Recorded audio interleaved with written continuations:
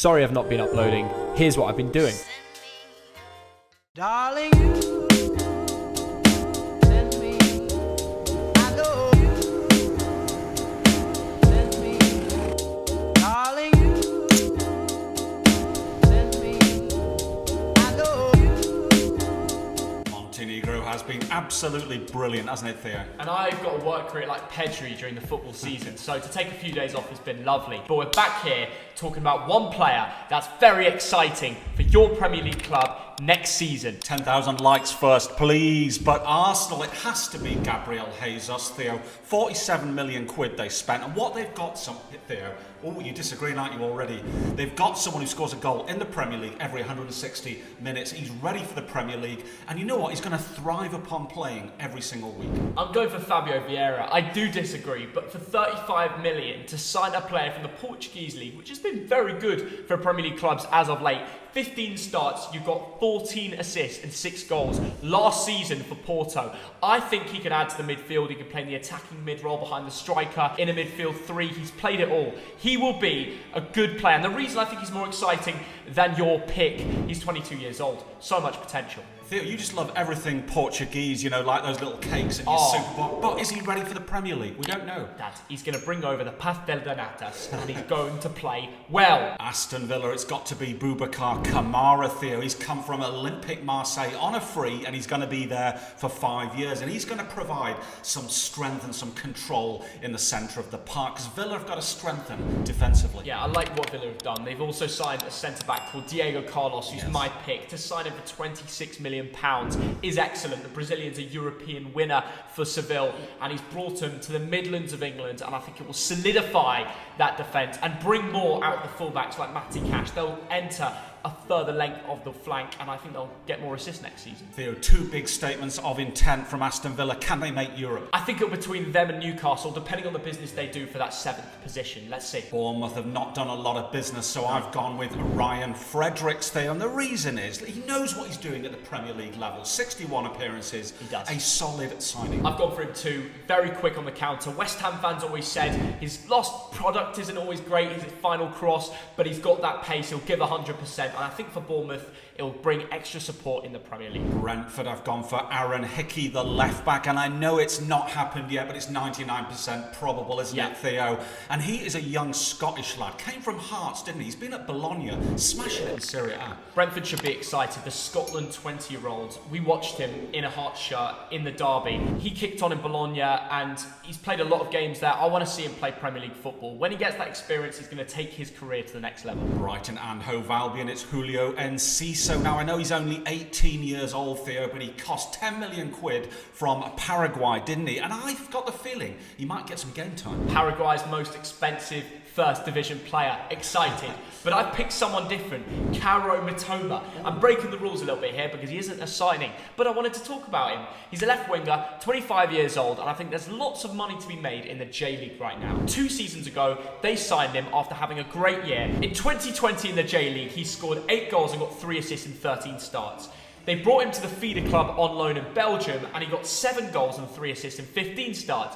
Now he's training with the Brighton team. We don't know if he's going to go on loan yet, but I want to see him play. Brighton need goals. He can provide that. Who knows? Chelsea, and it's got to be Raheem Sterling, hasn't it, Theo? I'm assuming this transfer gets done in the next few hours or days. And I know there's a bit of criticism about this lad, but he's got 109 goals in the Premier League. On his day, he's a match winner for his club and for his country. I'm really excited to finally see Raheem Sterling be a regular starter in a top team in the Premier League. Who knows what statistics he'll be able to get? Maybe like back in the day for City. Theo, the key is he's got to play week in, week out, and I don't think he likes being rotated. No, he doesn't. And under Tuchel, I hope he plays every week because when he does for England, even at the Euros, he shines. And he'll be back in London where he grew up. It's an exciting move, this. Crystal Palace, it's Malcolm Ebiowei, who is a right winger, 18 years old, Theo. Yes. Don't know much about him, but you know what? He's played for the England and the Netherlands as a youth international. Very young, and I like the fact that they're investing further in youth. Under an 18-year-old, he might not go straight into the first team, but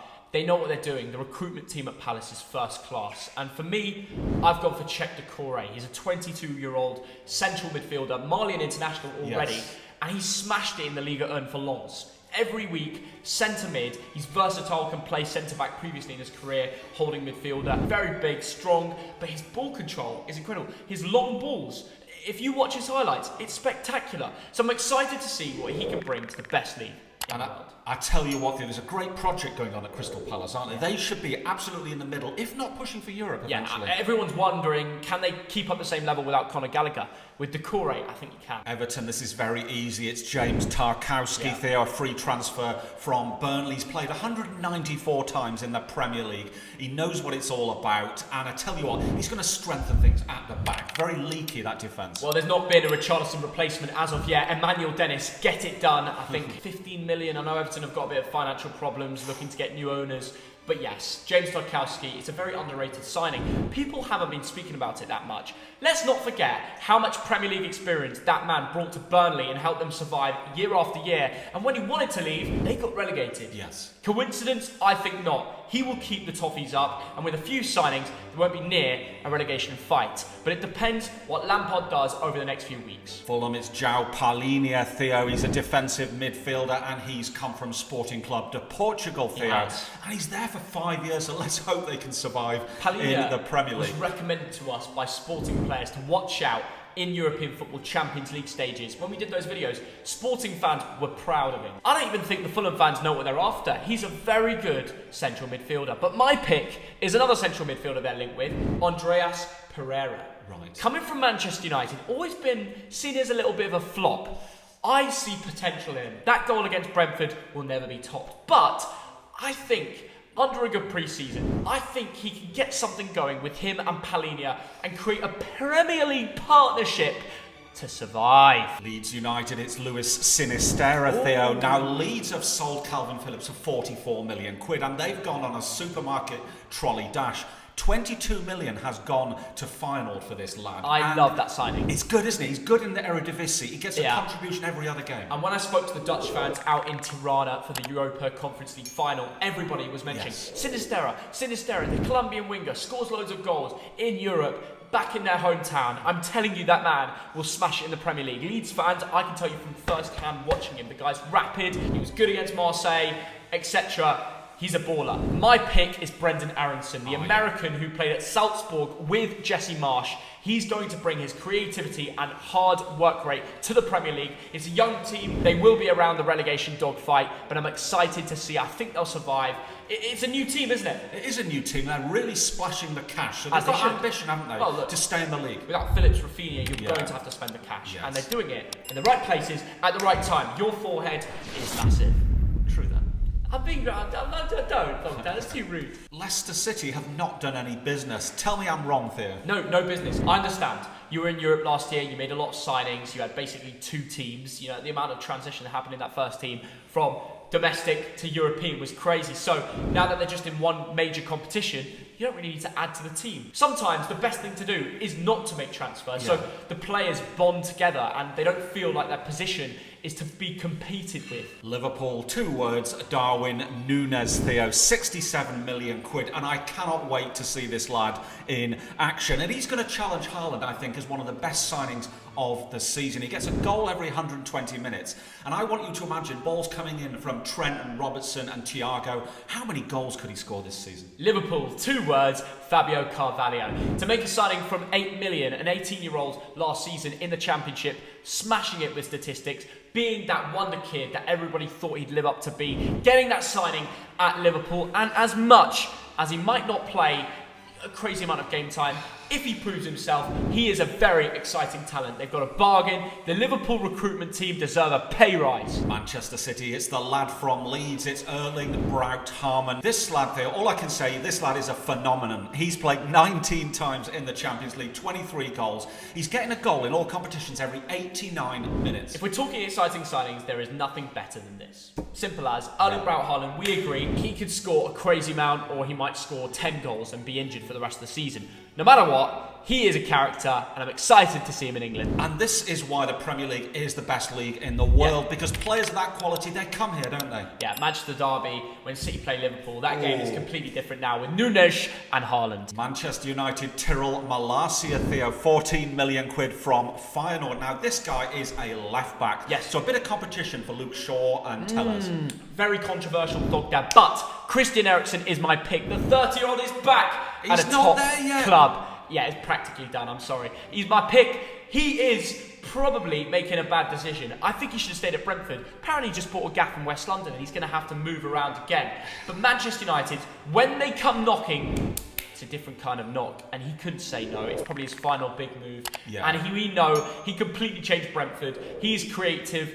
It's what they need in their midfield. It probably adds United back into the top 4 mix. Who knows? That is a very good signing, and I'm excited to see what they'll produce next season. Newcastle, it is Sven Botman, of course, 33 million quid from Lille. He's a centre-back, and he's going to help transform that Newcastle backline. A quality signing. He's Dutch, he's tall, but he's good at football. That is the most terrible poem of all time. I made it up on the spot. It's a freestyle. I know you did. It was crap. Look, he's 22 years old. He's going to change that centre-back position. Dan Burner, Botman at the back. They don't have to rely as much on Lascelles. Newcastle fans will be delighted. And if they're serious about going for European football, that is the level of transfers and pull they should be bringing in. Nottingham Forest, it's Musa Niakate, Theo. He's come in from Mainz in Germany, and apparently he is a beast of a centre-back, and his XG is quite good. They've made a couple good signings from Germany. I picked a player from Union Berlin, Taiwo Awoniyi, the 24-year-old striker. I watched live in the Bundesliga,